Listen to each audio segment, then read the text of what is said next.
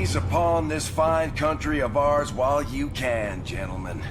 It's gonna be your last decent view for a long while. Nicholas Mendoza. Instead of addressing the inmates at the beginning of the ride, this cop apparently stayed quiet until halfway through. Just check the bodies. See if we can figure out what the hell they were. Perhaps the answer lies in the pile of cocaine. Bingo. They're not going to call CSI? No rubber gloves or backup? No calling it in? They're just going to leave their fingerprints all over the scene? Okay. They managed to get out of the building into their car in the few seconds it most likely took for this to speed away. Either this is a problem with narrative time, or those cops are Superman fast. She just stands there as Nick opens the gate, apparently not even considering that there may be enemy blokes with guns on the other side. Kai! We're totally rooting for Kai, but how the hell did he miss from point-blank range? Give it the boot, Mendoza. Do we have a warrant?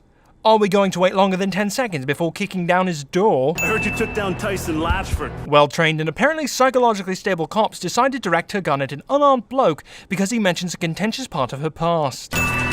Luckily, the insignificant extra is the only one who gets killed in this crossfire. Detective! You take it.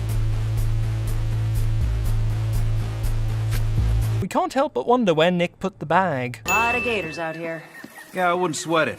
They're more afraid of us than we are of them. Cue Gator jump scare scene. Nick does what Steve Irwin became famous for and fights off a fully grown crocodile. Unlike Steve Irwin, he isn't killed by a stingray. Now that I say it out loud, I can't see how that's relevant, seeing as there are no stingrays in Florida, except at the zoo, or whatever. In the world of Battlefield, alligators can be killed by a knife to the snout. Guess they thought, I know this is out of our jurisdiction, so let's leave our fingerprints all over this place. So when did he find out you were a cop? When I found out he was a cocaine broker. Look, believe it or not, he's not a bad guy. Denial is a 6-letter word, and 6 minus 2 is 4, which is a 4-letter word. Now I see why.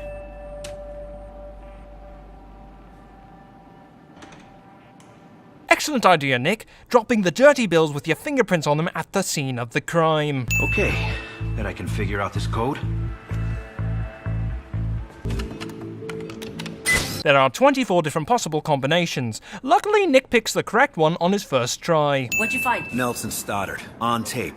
Now when we go to IA, it's not our word against his. They don't go to IA immediately because the script says they should do a bunch of other shit first. And the 2015 award for the shittiest rendered headlamp goes to the makers of Battlefield Hardline! Hey, McGough. Give it a rest. You stay out of it, Mendoza. You're welcome. Good evening, Detective. This would have been far more interesting as the opening scene. Already we've learned that the main character is a cop, and he seems like a good one. We're introduced to Tap and his boss.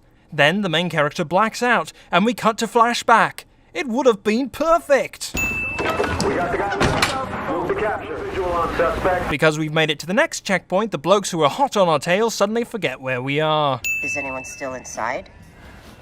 Can you do that without f***ing it up? They're out.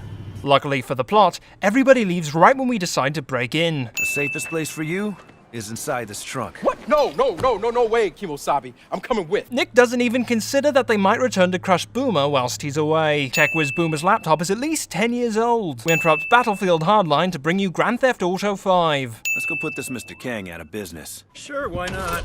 It's been a pretty quiet day so far. While this is meant to be nothing more than a joke, there is something to it. They're tired. It would be much more sensible to strike another day. It seems that a cop would think this way. But the script told them to put Mr. Kang out of business, damn it, so that's what he's gonna do. Shouldn't we wait more than 15 seconds after the guard leaves to open the door? All seen pronto. Instead of finding out where the shell came from, they gather around it like idiots. Or birds, or bird idiots. What do you guys even need a safe-cracking robot for anyway? Asking stupid obvious questions. Betraying us. Thanks for setting the feminist cause back 25 years, Dune. Yep, my leg's broken. After announcing that her leg is broken, Dune gets up and walks around without any apparent difficulty. It's only fractured, you shout to yourself quietly. Then why does she say it's broken? Those guys that ambushed us, they're coming. You remember this thing? They haven't yet cut off her tracking device because the script called for another gratuitous massive standoff. Barrages of bullets apparently do not harm this game's main characters ever. I don't care what difficulty you're playing on, you shouldn't be able to walk into a barrage of bullets without dying. Upon entering, the two gunmen don't shoot immediately. They're supposed to keep them alive, you shout to yourself loudly this time. Then why do they enter at all? What, you thought you could hide from me, Mendoza? I taught you everything you know.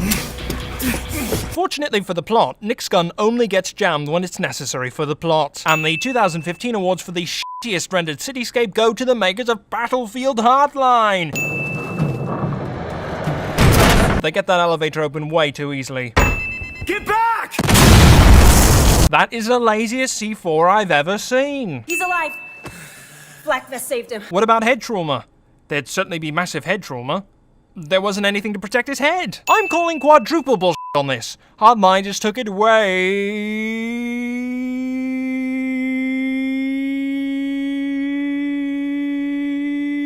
too far, like I just did. You see, I think you finally figured out who you really are. You're just like me. The bad guy says, "You're just like me," cliche.